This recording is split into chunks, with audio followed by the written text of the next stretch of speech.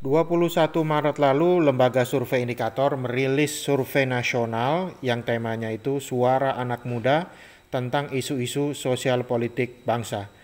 Salah satu yang menarik perhatian banyak orang dari rangkaian rilis survei tersebut ialah pilihan para pemuda tentang calon presiden atau terhadap calon presiden 2024.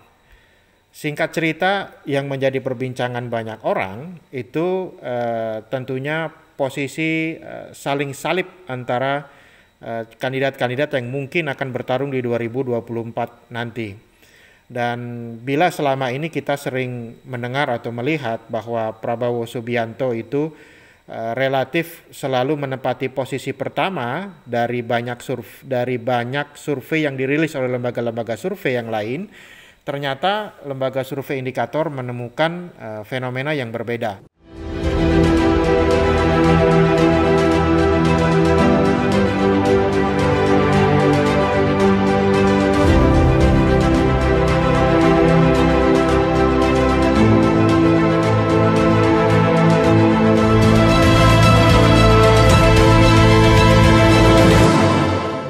Pada survei yang dirilis beberapa waktu yang lalu, lembaga indikator menemukan bahwa ternyata posisi Prabowo Subianto itu disalib begitu ya. Posisi pertama itu ditempati oleh Anies Baswedan dengan angka 15,2%. Posisi kedua ditempati oleh Ganjar Pranowo 13,7%. Posisi ketiga Ridwan Kamil 10,2%.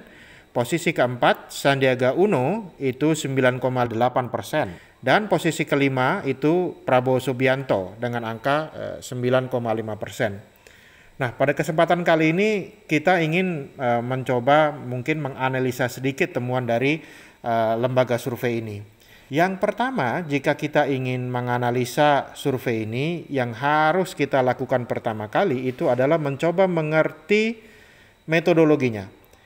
Nah, dari rilis yang disebar, kita bisa melihat bahwa ternyata memang survei ini dikhususkan untuk pemuda yang berusia di antara 17 sampai 21 tahun.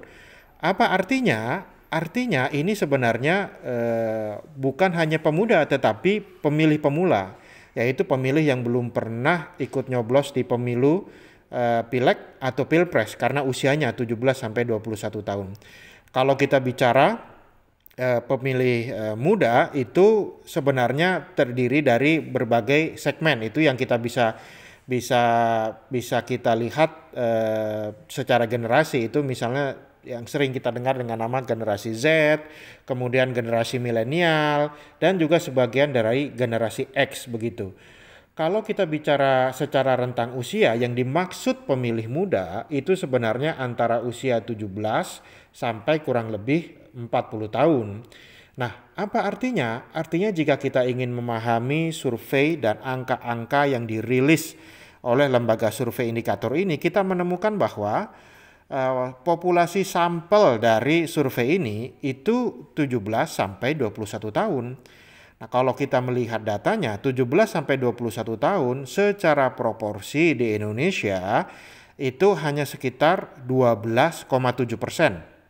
Artinya survei ini hanya memotret 12,7% populasi dan 87,3% sisanya itu memang belum terpotret dari survei ini. Jadi angka-angka elektabilitas serta fenomena sosial politik ini, fenomena sosial politik yang ada di dalam survei yang dirilis oleh indikator ini itu mencerminkan pendapat yang dimiliki oleh 12,7% populasi di Indonesia. Yang kedua, sebenarnya seberapa besar sih pengaruh pemilih muda pada Pilpres atau Pileg 2024 nanti? Nah, itu kalau kita lihat secara proporsi sebenarnya sangat besar. Bagaimana datanya? Datanya sebenarnya menunjukkan bahwa jika tadi pemilih di bawah usia 21 tahun itu kurang lebih 12,7%, pemilih yang berusia 22 sampai 25 tahun itu jumlahnya 10,1%. 26 sampai 40 tahun itu kurang lebih 37%. 41 sampai 55 tahun itu ada 25%. lebih dari 55 tahun itu ada 15,2%. Jadi kalau kita bicara pengaruh pemilih muda, yaitu yang usianya dari 17 sampai 40 tahun, itu jumlahnya adalah 12,7%, tambah 10,1%, tambah 37%, itu artinya jumlah pemilih muda yang ada di Indonesia itu kurang lebih sekitar 59,8% atau hampir 60% atau hampir 2/3. Artinya pemilih muda itu akan sangat mempengaruhi hasil Pileg dan Pilpres di 2024 nanti.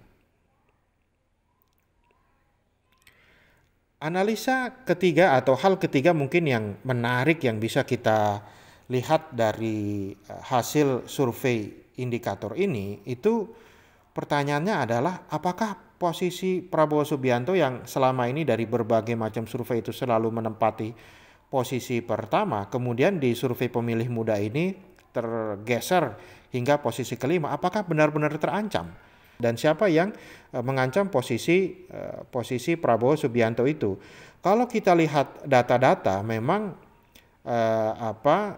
bahkan data dari lembaga survei saya sendiri, lembaga survei Median, itu sebenarnya sudah menemukan tren yang mirip ini dari kurang lebih setahun yang lalu. Pada Februari tahun lalu, tahun 2020, sebenarnya kita sudah menemukan bahwa memang Pak Prabowo Subianto ini dia relatif unggul di pemilih yang berusia menengah hingga tua, artinya di atas 40 tahun, di atas 55 tahun memang dia unggul.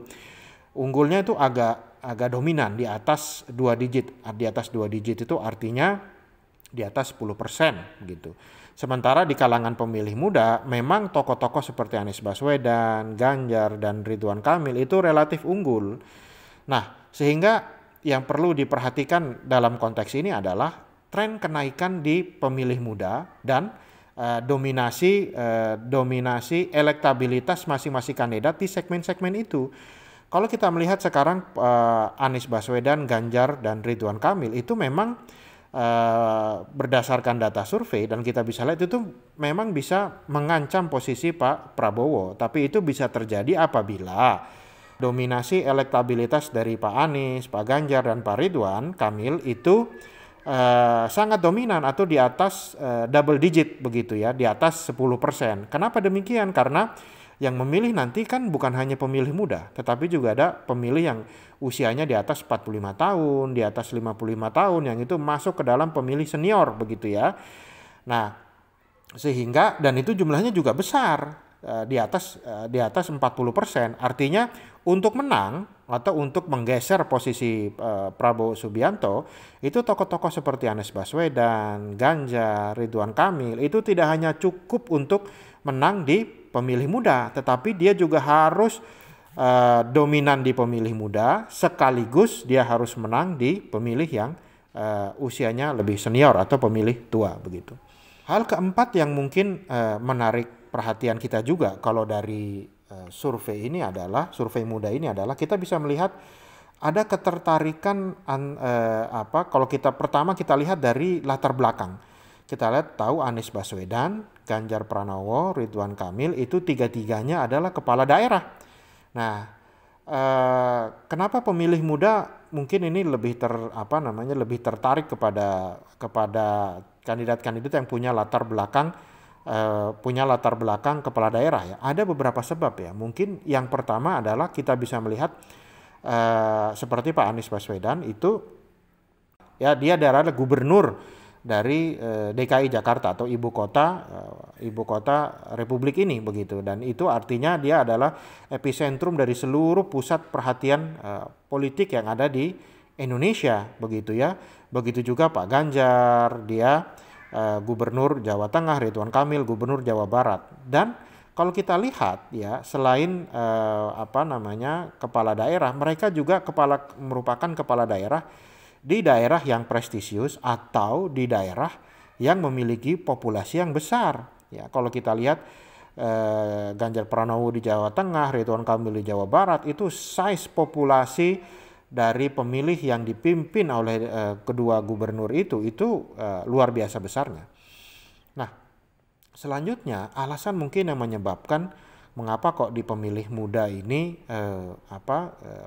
Prabowo sementara ini menempati posisi kelima, disalip oleh Pak Anies Baswedan, Ganjar, dan Ridwan Kamil. Yang pertama, saya melihat bahwa memang gaya komunikasi dari Pak Anies, Ganjar, dan Ridwan Kamil itu lebih atraktif, lebih komunikatif, dan lebih bisa diterima oleh lebih bisa mungkin diterima oleh anak-anak muda. Sementara Pak Prabowo mungkin harus memperbaiki gaya komunikasinya yang sementara ini terlihat tidak berbeda jauh dari gaya komunikasi beliau di 2014 dan 2019.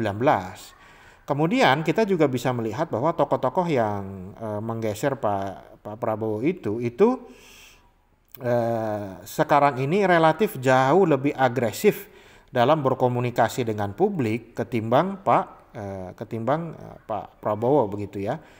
Nah, jadi itu adalah beberapa hal yang mungkin bisa kita lihat, mungkin hal-hal yang penting dan menarik ya. Tentu pemilu Pilpres ke posisi saat ini mungkin masih kurang lebih 2 tahun 8 bulan atau 2 tahun 9 bulan dari sekarang.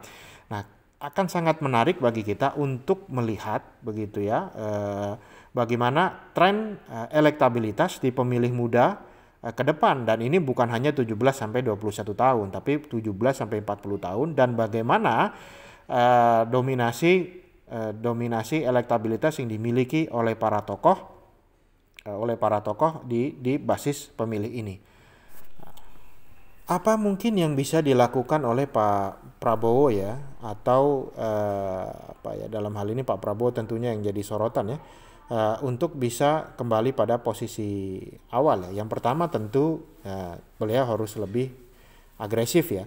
Atau yang kedua, sebenarnya salah satu pilihan langkah yang mungkin bisa dilakukan oleh Prabowo adalah kita bisa ingat bahwa Pilpres itu nanti bukan hanya pertarungan antar capres, tapi juga pertarungan antara capres versus capres dan cawapres versus cawapres. Nah, jadi apabila memang Pak Prabowo ini memang tidak bisa atau mengalami kesulitan untuk mengubah gaya komunikasinya, maka dia bisa berpasangan dengan cawapres yang juga masuk dalam kategori muda, artinya yang sekelas secara usia dengan Anies Baswedan, Ganjar, dan Ridwan Kamil. Salah satu sebenarnya salah satu yang menarik itu ya pilihannya kalau dari sisi partai politik itu ada Mbak Puan ya. Kalau menurut saya Mbak Puan di sini juga terlihat juga sudah muncul angkanya begitu. Ada beberapa keuntungan, salah satunya secara segmen usia Mbak Puan masuk dalam segmen pemilih muda. Yang kedua, secara partai ini berarti akan ada koalisi atau perkawinan dua partai besar, yaitu Gerindra dan PDIP. Dalam waktu yang sama itu juga bisa menyingkirkan beberapa kandidat begitu yang mungkin ingin melirik tiketnya dari PDIP. Jadi mungkin satu kali dayung ya 2 atau 3 pulau terlampaui lah. Tapi kita harus ingat bahwa yang namanya elektabilitas dan politik itu dinamis. Jadi apa yang kita lihat pada hasil temuan yang disampaikan oleh indikator pada 21 Maret lalu itu bisa jadi berubah dalam waktu beberapa bulan ke depan. Ayo kita coba lihat sama-sama dinamika yang menarik ini.